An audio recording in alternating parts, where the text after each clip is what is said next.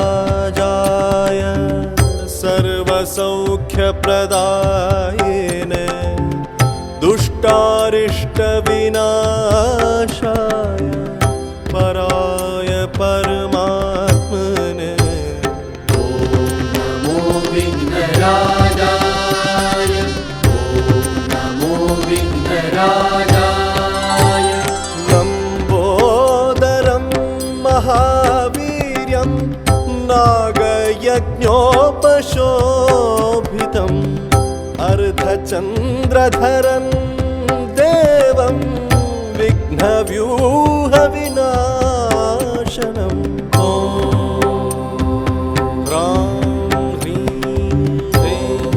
ह्रैं ह्रौं ह्रः हेरम्बाय नमो नमः।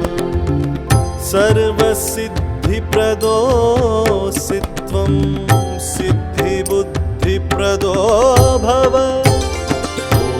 नमो विघ्नराजाय नमो विघ्नराजाय चिन्तितार्थप्रदस्त्वं हि सततं मोदकप्रियः सिन्दूरारुणवस्त्रश्च पूजितो वरदायकः।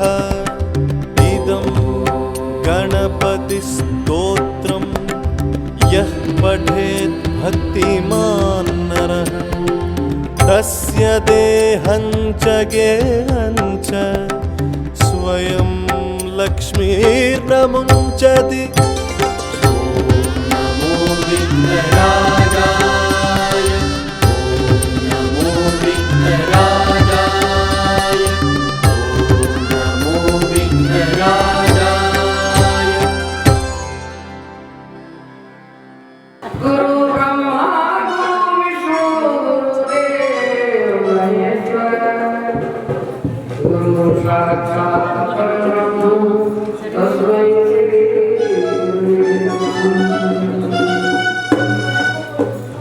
तीन लोकखंड में गुरु से बड़ा कोई करता करे तना होए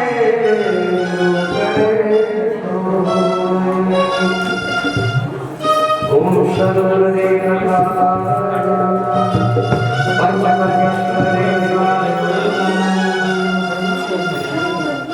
ओम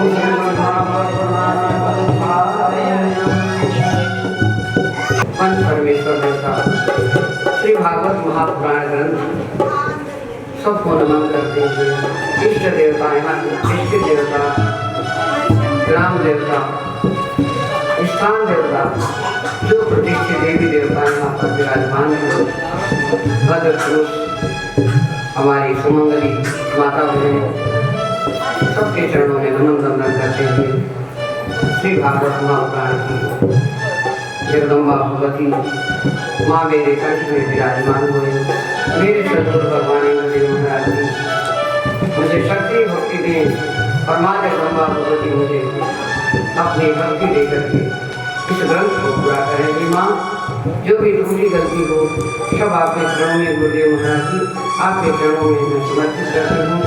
बोलो सदगुरुदेव भगवान की जय। एक बार सुखदेव जी यज्ञ पवित्र संस्कार उनका नहीं हुआ था। लौकिक वैदिक कर्मों के अनुसार अवसर भी नहीं आया था। तभी उनके मन में अकेला संन्यास होने का मन में भाव प्रकट हो गया और वो घर से निकल पड़े। जब घर से निकल पड़े उनके पिता व्यास जी उनको देख करके बड़ा व्याकुल हो गए, चित हो गए। विचलित होने से और बेटा घर से निकल करके जाने लगा तो उन्होंने सोचा कि मेरा बेटा तो चला जा रहा है और अभी यज्ञोपवीत भी नहीं हुआ है। तो विरक्त होकर के अपने बेटे को बेटा बेटा कर करके लगे बुलाने। फिर सुखदेव जी को ओर से कोई उत्तर नहीं आया। ऐसे सर्वभूत सुखदेव जी मुनि को नमस्कार कर भिक्षु ने वहां पर वाणी करी। सुखदेव जी चले गए पर भिक्षु ने जवाब दिया उनको। अब व्यास जी बहुत प्यार करने लगे। एक बार भक्त रसानंद करने से कुशल मुनिवर सोनाग्रास की नवमी सारण में इस क्षेत्र में विराजमान महामती शुद्ध जी को नमस्कार करके उनसे पूछा।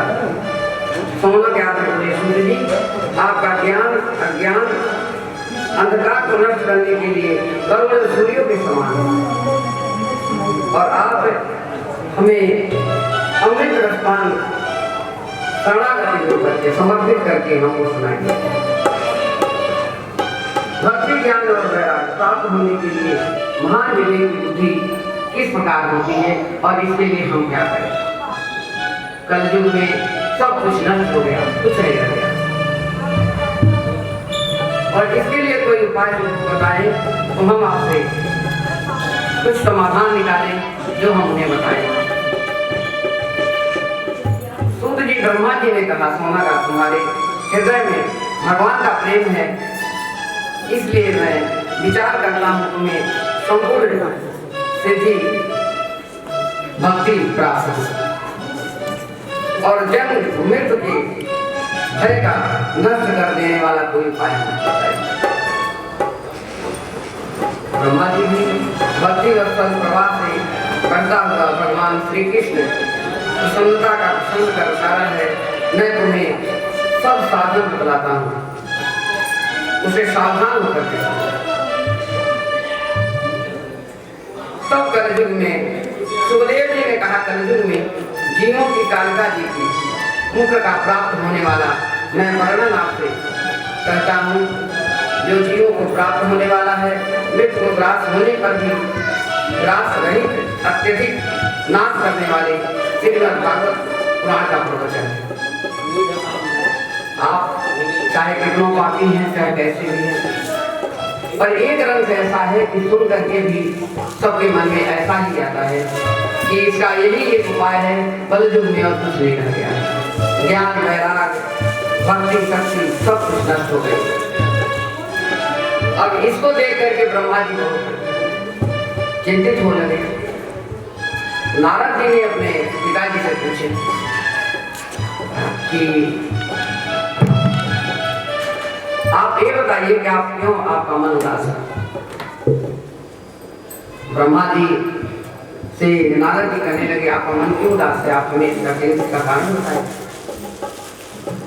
ब्रह्मा जी कहने लगे कि राजा परीक्षित भगवत गीता का पान करने से उनके मोक्ष की प्राप्ति हो गई, तो इसका कुछ उपाय करो। जो कलयुग में इतना घोर संकट आया हुआ है उसके लिए हम क्या करें। इस बात को लेकर के नारद जी भ्रमण करने के लिए अपना तीर्थाटन करने के लिए निकल पड़े और कहने लगे कि आपके इसका कारण का मैं मूल स्थान निकाल करके कहूँगा, आप चिंता मत करें। अब पिता को चिंतित देख करके कोई भी अच्छा पुत्र होता है तो यही कहता है कि हमको क्या करना चाहिए जिससे हम पिता का अपने इस बात को हम लिया करके साधन करें और इनको इतनी चिंता हो रही है तो मैं पुत्र ऐसा होकर के क्या करूँ जो पिता की अपनी चिंता नहीं उठा सकूँ। भगवान संगारी ब्रह्मा जी का यह उदास क्यों हो रहा है, आप पिता को कैसे हैं। अब सूत जी पूछने लगे नारद जी से। सूत जी ने कहा, अब मैं तुम्हें भक्ति पूर्वक अपना बात सुनाता हूँ जो सुखदेव जी मुझे अपना अनन्य शिष्य बना करके एकांत में सुनाया था। एक दिन विलासापुरी में चारों निर्मल और सत्संग के लिए आए थे और वहाँ उन्होंने नारद जी को देखा। नारद जी से पूछा, संगाजी ने पूछा, संगाजी ने पूछा, ब्राह्मण आप हमको क्यों उदास है, आप इतना क्यों चिंतित हो? आप महापुरुष हैं और आप इतना चिंता है जैसे लग रहा है कि कोई अन्य पुरुष होता है। और ब्राह्मण ऋषि वो भी नारद चिंतित हुए, उनको बहुत ज्यादा इस प्रकार का शंकादिक ने पूछा कि आप उदास भी हैं और इतने जल्दी जल्दी कहाँ पर भागे जा रहे हैं, इसका कारण हमको बताइए। तब ब्रह्मा जी ने कहा कि सर्वोत्तम समझकर मैं पृथ्वी पर आया था। नारद जी ने कहा मैं सर्वोत्तम समझकर पृथ्वी पर आया था। यहाँ पुष्कर, प्रयाग, काशी, गोदावरी, नासिक, हरिद्वार, कुरुक्षेत्र, रंगनाथ, रामेश्वरम, श्वेत बलरामेश्वरम, हर तीर्थों में मैं इधर उधर चलता रहा, पर मुझे कहीं भी मन में संतोष नहीं आया। सब जगह सब तीर्थों में मैं चला गया, पर मेरे मन में संतुष्टि नहीं आई कि मैं क्या करूं। आप ही इसका कारण बताएं। मैं तो खुद व्याकुल हूँ, पृथ्वी पर जाकर के देख रहा हूँ कि कोई भी सुखी नहीं, असत्य है, कोई कुछ भी कर देता है, बाहर भीतर अपवित्रता है, दया दान या कुछ भी नहीं है। बेचारे जीव केवल अपना पेट पाल रहे हैं। पंडित विद्वान जो हैं उनको कोई भी असत्यवादी, आलसी, अमंद बुद्धि, भाग्यहीन, उपद्रव और सब कुछ उनके जीवन में है। विद्वान रहते हुए वो अपने पेट पाल रहे हैं और उनका कोई भी आचार विचार नहीं हो रहा है। स्त्री समागम ज्यादा हो रहा है, स्त्रियों को लोग बेच अपनी लड़कियों को बेचते हैं, उससे अपना पेट पाल। मतलब ये है कि बिल्कुल भी कंजूस कुछ भी नहीं है, वहाँ पर सब कुछ नष्ट हो गया और मैं बहुत दुखी हूँ इस बात से। क्या करूँ? इस कारण मैं अपने पिताजी के वचन को लेकर के भ्रमण करने के लिए पृथ्वी पर आया, तो देख रहा हूँ कोई जीव यहाँ सुखी नहीं, सब दुखी। और सब इतना है कि कोई किसी को कुछ कह नहीं सकता है। तो इसका कोई उपाय ढूंढ रहा हूँ कि मैं क्या करूँ, मैं कैसे, इसका क्या उपाय है। तो अब जाकर के सूर्य जी ने कहा अजी महाराज जी क्षण भर ठहर जाइए और मेरी चिंताओं को नष्ट कर ले। भ्रमण करते करते वहाँ पर मुझे एक युवती मिली जो बहुत अत्यंत ही दुखी थी और उन्होंने बोला कि मेरा नाम भक्ति है। भक्ति महालक्ष्मी भगवान कृष्ण की स्वरूप, और अभी किसी को ये नहीं पता है कि भक्ति उन्हीं की पत्नी है। और नारद जी तो समझ गए भक्ति इतनी दुखी है और ज्ञान वैराग्य उनके पुत्र हैं और वो सोए पड़े हुए हैं। मैं उनको देख करके इतना चिंतित हुआ हूँ कि मैं कहाँ जाऊँ और कैसे उनका कष्ट दूर करूँ। पिताजी की बातों को भूल गए नारद जी और भक्ति की बात को लेकर के स्त्री की, और उन्होंने कहा कि आप हमारा कोई उपाय बताइए।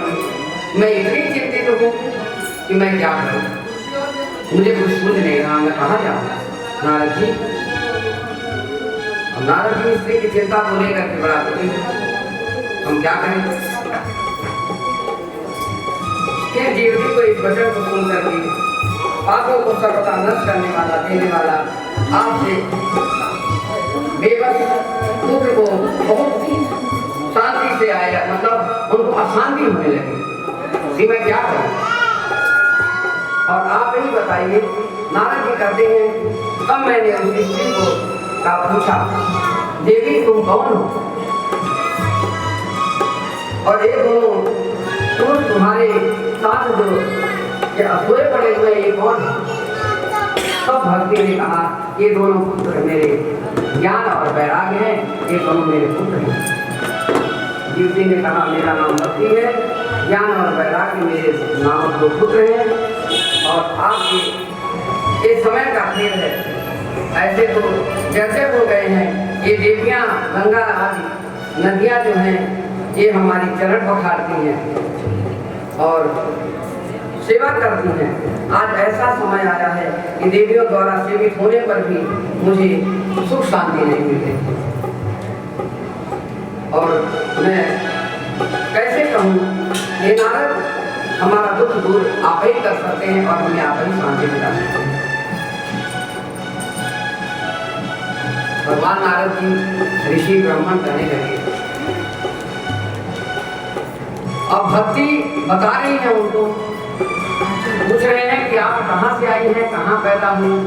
तो बोली कि मैं कभी देश में पैदा हुई, वहीं उत्पन्न हुई थी और कर्नाटक में बड़ी हुई और कहीं कहीं महाराष्ट्र में सम्मानित हुई, किंतु गुजरात में मुझको बुढ़ापे ने नष्ट कर दिया। और ये मेरे दोनों जो पुत्र हैं, ये दुर्लभ और पुत्र ये दोनों निस्तेज हो गए। सब कुछ करते हमारी लुप्त हो गई, हमारे पास कुछ नहीं बचा। अब आप ही इसका उपाय कर सकते हैं। तब उन्होंने कहा, अब मैं वृंदावन में आई हूँ, तब से परम प्रेम, जब आपसे वृंदावन में आई तब से मैं पुनः परम सुंदरी होती। परम सुंदरी मैं हो गई, पर मेरे दोनों जवान पुत्र ये निस्तेज हैं, इनके अंदर कोई भी तेज नहीं है और ये पड़े हुए हैं धरती पर। ये मुनिवर, ये ऋषि, आप ही इनका कुछ उपाय बताए कि मैं क्या करूं। इस बात को सुन करके नारद जी बहुत दुखी हुए और अवस्था से विपरीत होने पर उनको भी सुख करती रही। पर आप बुद्धिमान एवं योग निधि हैं, इनका क्या कारण है, हो सकता है इसको हमें बताइए। आप तो बहुत बड़े विद्वान हैं, सब कुछ आप जानते हैं, ब्रह्मा जी, और आप ही इनका उपाय बता सकते हैं कि मैं धीमती हूँ और मेरे दोनों पुत्र निस्तेज हैं और कलयुग ने इतना घेर दिया कि सब कुछ यहाँ गुम हो गया है, पर मैं क्या करूँ, हमारा कुछ दिखाई नहीं गया हमको, और आप मुझे मिले हैं तो मुझे लग रहा है कि आप ही मुझे कुछ बता सकते हैं। भक्ति को दुखी नहीं करके नारद जी कहने लगे, हे माता, मैं तुम्हारा दुख दूर करने के लिए कुछ न कुछ उपाय करूंगा। आप जैसे कहिए वैसे ही मैं इसका उपाय जरूर दूंगा।